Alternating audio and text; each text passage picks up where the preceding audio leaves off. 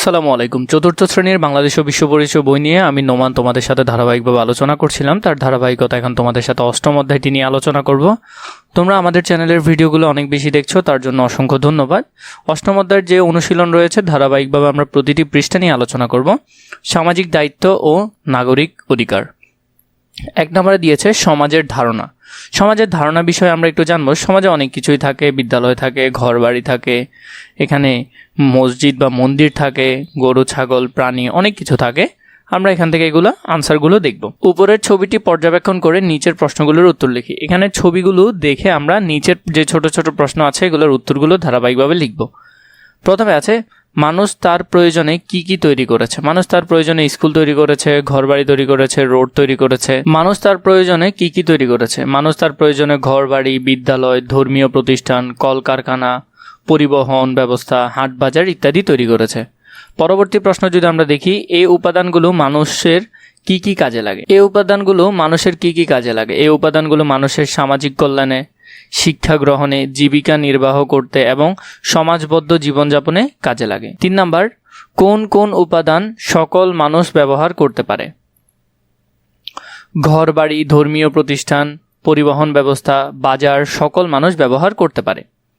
পরবর্তী প্রশ্ন যেটা আছে, এগুলো কিভাবে মানুষকে মিলেমিশে বাস করতে সহায়তা করে?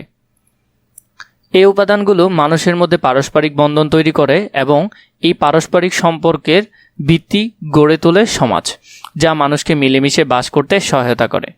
পরবর্তীতে যদি আমরা দেখি, আর পরবর্তী পৃষ্ঠা, বেঁচে থাকার জন্য মানুষ একে অপরের উপর নির্ভরশীল। এটি সত্যি কথা, আমরা একে অপরের উপর নির্ভরশীল। নিজেদের প্রয়োজনে মানুষ একত্রে বসবাস শুরু করে, গড়ে তোলে বিদ্যালয়, হাসপাতাল, হাটবাজার ও বিভিন্ন ধর্মীয় প্রতিষ্ঠান। এগুলোর মাধ্যমে তারা নিজেদের কল্যাণ সাধন করে, যে কোনো উৎসব অনুষ্ঠান পালনে একে অপরের সহযোগিতা করে, বিপদে আপদে এগিয়ে আসে। নিজেদের প্রয়োজনে ও ভালোভাবে বেঁচে থাকার জন্য মানুষকে কিছু সামাজিক নিয়ম নীতি মেনে চলতে হয়। এতে মানুষে মানুষে পারস্পরিক বন্ধন তৈরি হয়। এভাবে পারস্পরিক সম্পর্কের ভিত্তিতে গড়ে ওঠে সমাজ। তাহলে সমাজ কিভাবে গড়ে ওঠে তা নিয়ে আমরা একটু বিস্তারিত আলোচনা পেলাম। এখানে খতে আমাদেরকে বলেছে উপরের তথ্যের আলোকে সমাজ সম্পর্কে আমাদের ধারণা নিচের চিত্রে লিখি। এখান থেকে আমরা সমাজের মিলেমিশে বাস করা ছাড়া আরও আমরা এখানে 4টা ইনফরমেশন ছোট ছোট করে লিখব। সমাজ বেঁচে থাকার জন্য একে অপরের উপর নির্ভরশীল হওয়া, আমরা একটাতে এটা লিখতে পারি। বিভিন্ন সামাজিক প্রতিষ্ঠানের মাধ্যমে নিজেদের কল্যাণ সাধন করা, বিপদে আপদে এগিয়ে আসা, সামাজিক নিয়ম নীতি মেনে চলা। এভাবে করে এখানের যে বক্সগুলো আছে এগুলো তোমরা ধারাবাহিকভাবে লিখতে পারবে।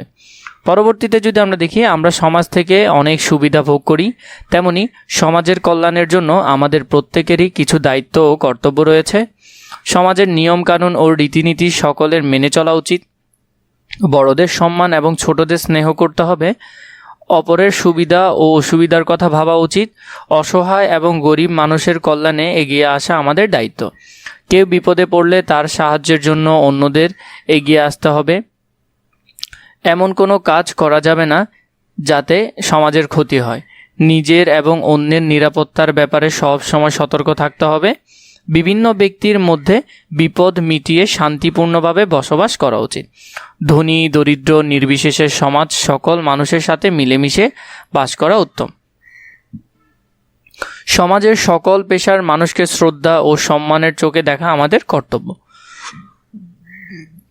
3 উপরের অনুচ্ছেদ পড়ে সমাজের প্রতি করণীয় চিহ্নিত করে ছকটি পূরণ করি। ক্রমিক নাম্বার সমাজের প্রতি করণীয়। এখান থেকে আমরা এই ছকটা এখন পূরণ করব।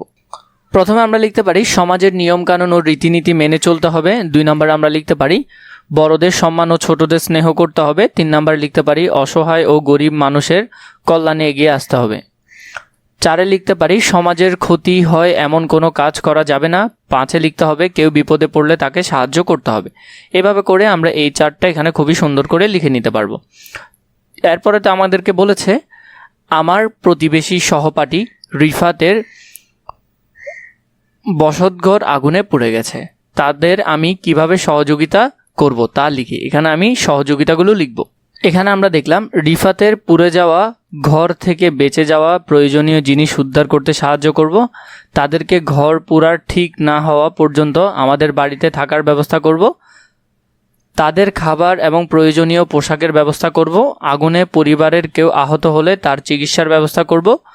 তাদের এই মানসিক আঘাত কাটিয়ে উঠতে সাহায্য করব।